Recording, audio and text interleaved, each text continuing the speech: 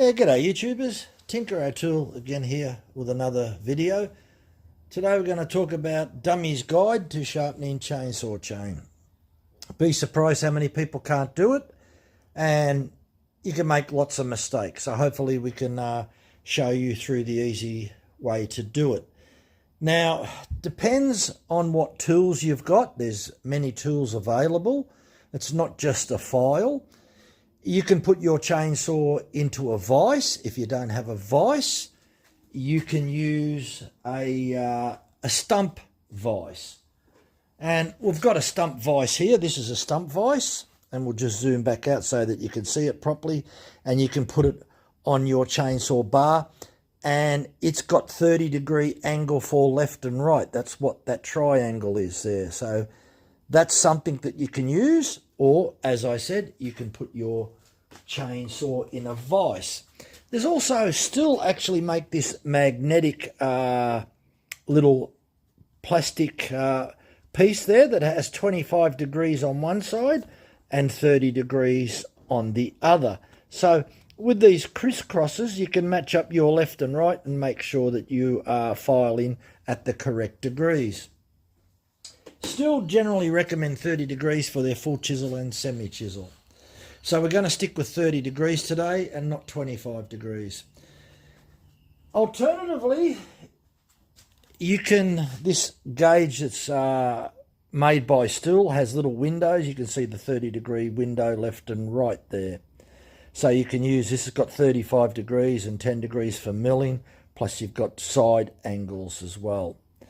So there are many things available on the market. Husqvarna have this little cage, and it fits over, and you'll see these two arrows, they point towards the front of the bar. It will hold, it'll sit over your tooth and will hold it at the right angle, provided you put the file between the two rollers. So it's for 30 degrees, and 30 degrees is very popular. 25 degrees isn't. But I run a lot of full chisel stuff on 25 degrees, but equally 30 degrees works quite well. Another piece of accessory kit is the file guide, where you place your file in this guide. It holds the file at the correct height, as well as you've got a 30-degree angle stamped on here. It tells you to use a 5.2mm file or a 13/64 for a 3/8 chain, and that's what we've got here, a 3/8 chain. Now, typically Stihl recommends that when you use one of these, if you're using a full chisel, don't tilt it down. It's meant to be used horizontal. Some chains require a 10 degrees downward tilt, so check with your manufacturer about that. We're not going to talk about 10 degrees downward tilt. We're just going to talk about filing chain. So Stihl recommend that your file sits above the tooth by about 25%. That will give you the right angle, the right C shape as it's referred to. And what I mean by the C shape, when you place your file in here and it sits about 25% above, you'll get this nice curvature on here, and you'll roughly get about a 60-degree angle here for the top plate cutting angle. So your file, the curvature of the file will leave that angle right at the point. And so this is the top plate cutting angle on this compounded beveled face here. And this is the 30 degrees that we're talking about on top of the tooth. And when I was talking before, you could place this over the top of the tooth, look through the window to make sure that you're getting that 30-degree angle. We may be able to even put that on top. And look, it's a little bit difficult to see, but that's what it's used for. So if we're using a file, you've got to make sure you're using the right file for the right tooth. So bear that in mind. A 3/8 chain, Stihl recommend a file. Let's go back to 1/4-inch chain. 1/4-inch chain and 3/8 low profile takes a 4mm file. So that's pretty straightforward. Then if we jump to 0.325, we need a 4.8 millimeter file. So that's pretty straightforward. Standard 3.8, we already mentioned that. That takes a file of 5.2. Some manufacturers recommend 5.5. And lastly, 404 chain uses 404 chain is using 5.5 millimeter file. So that's pretty straightforward. So make sure you've got the right file, because if you use a small file or smaller than what is recommended, you'll find out that the C shape, that the file will start to sit under here too much and you'll get too much of a hook. Because this pointy section, especially on a full chisel, needs metal underneath to support it. It's not as critical on semi-chisel. So yeah, just make sure you're using the right file. So you've got a 1/4 inch file for your 1/4 inch chain and your 3/8 low profile. And then for 0.325, we use a 4.7 millimeter file. And for 3/8, we use a 5.2 or a 5.5. And for 404, we use 5.5. So we're going to file this tooth here. We'll see whether we can come in and get a good view on that.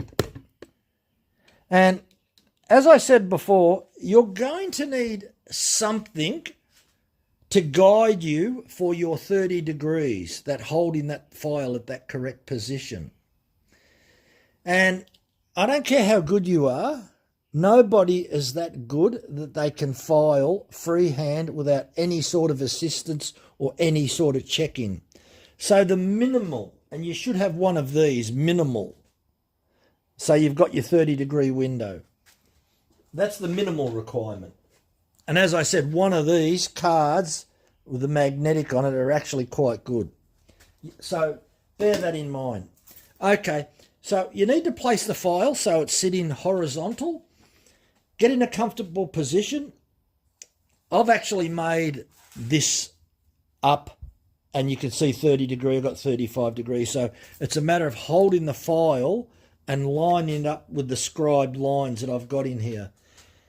And you need to lift the file up a little bit and push it in at the same time.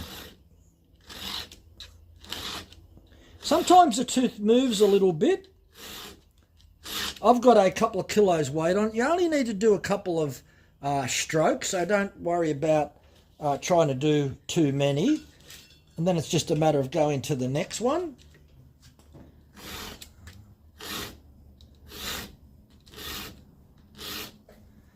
Make sure you don't grind too deep into the gullet.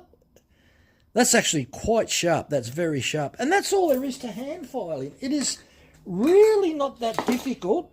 Just take your time.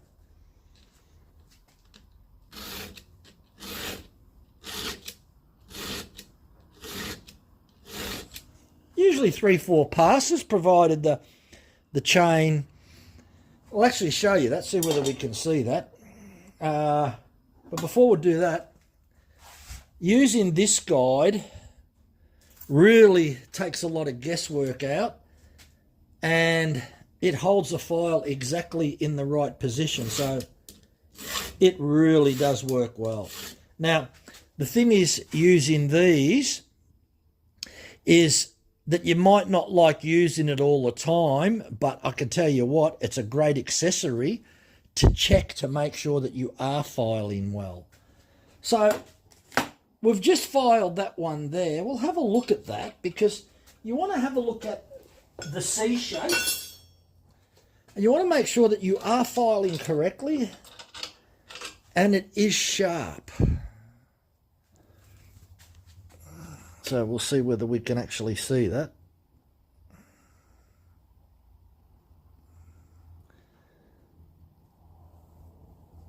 Focus is always a problem. That's got the nice C shape.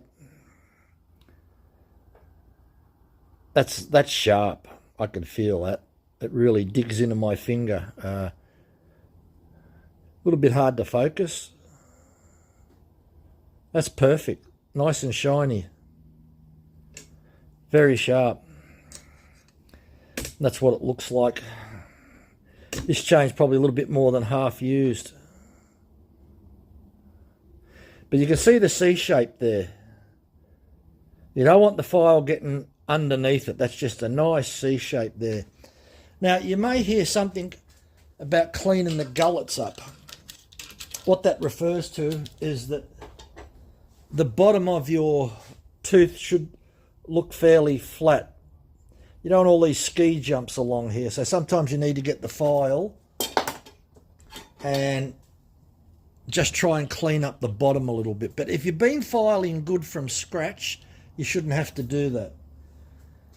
Now, the next thing after hand filing is that you've got to check your rakers.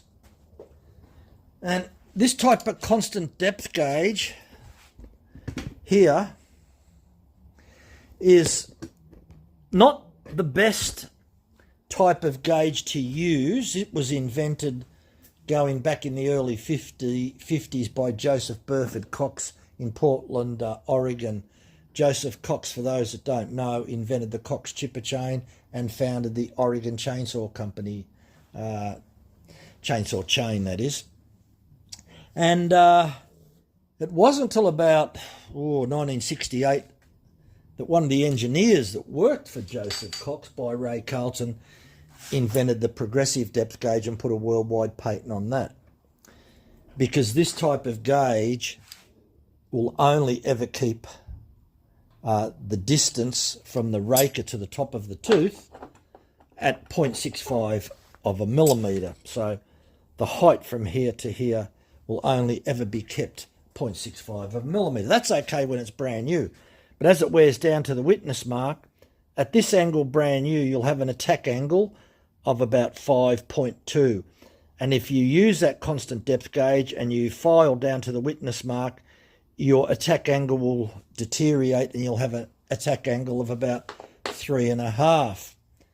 Whereas if you use this type of gauge, the attack angle is going to be around 5.2 from brand new to the end of the life because of the design of it. Because as the angle of the gauge, as you file the tooth back, this drops down and the raker protrudes more through here. And that's why it's called progressive.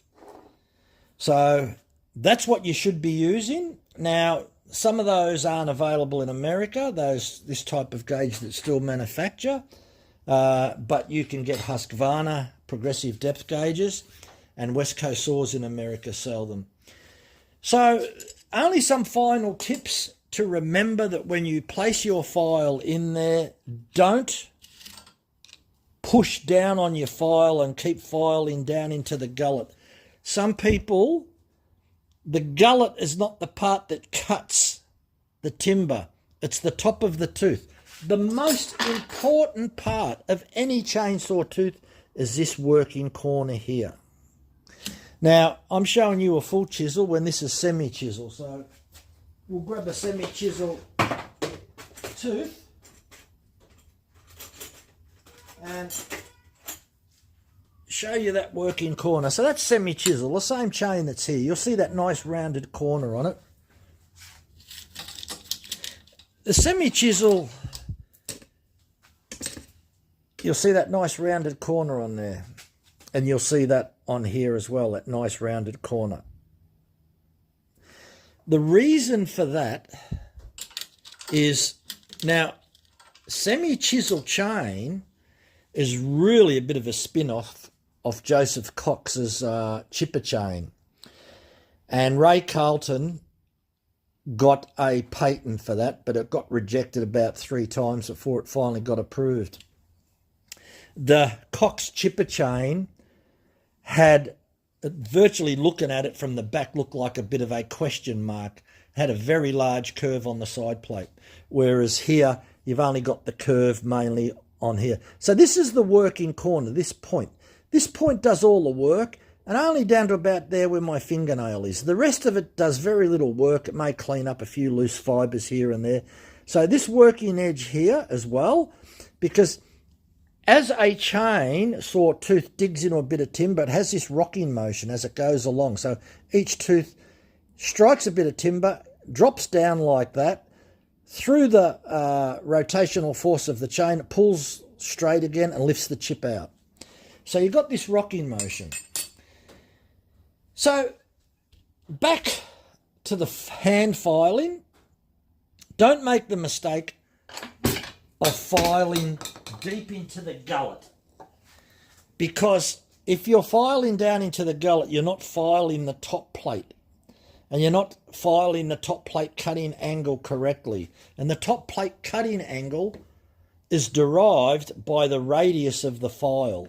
So that radius of the file, when the file's held in the right position, you will get that nice angle of about 60 degrees right on the very tip of here.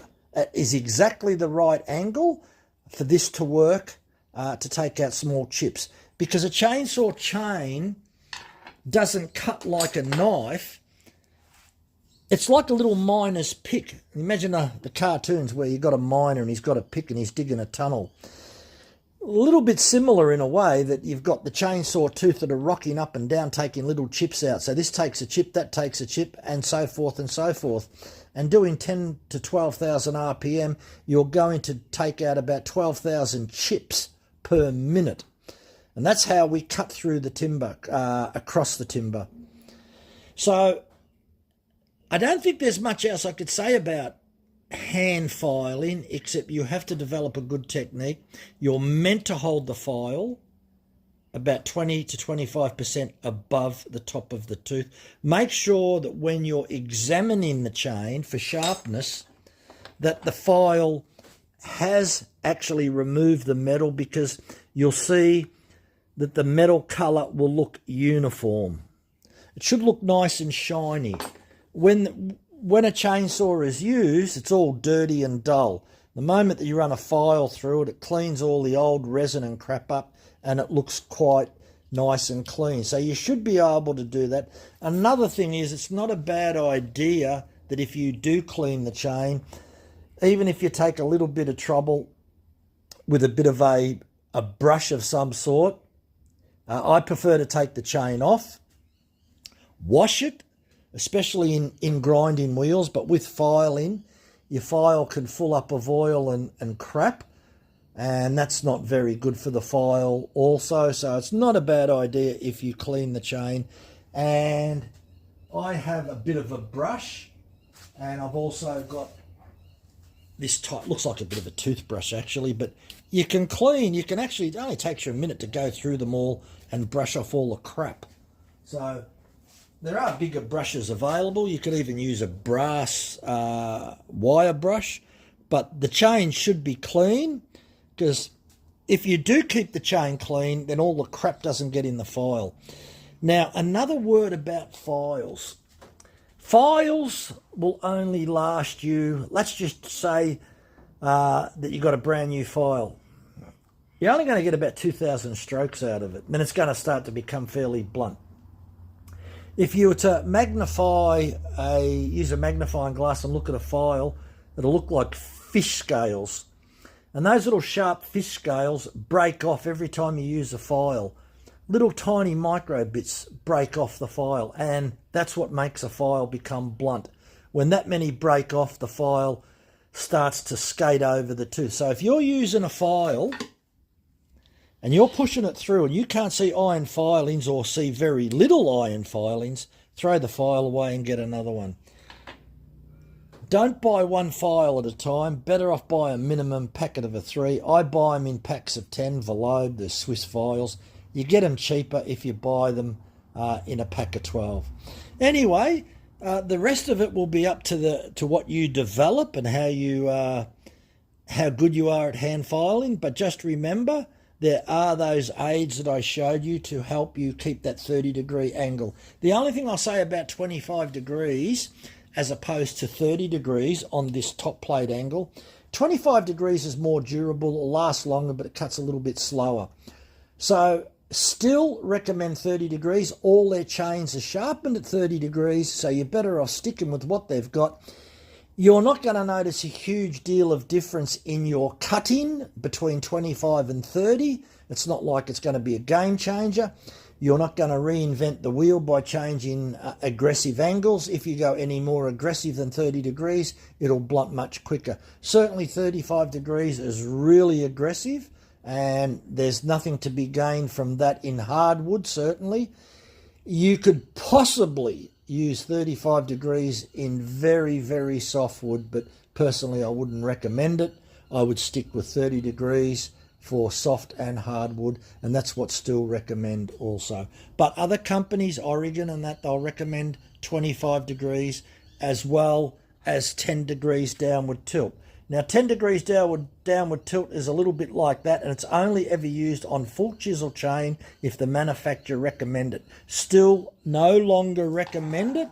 Since about the mid-90s, they've stopped recommending 10 degrees downward tilt.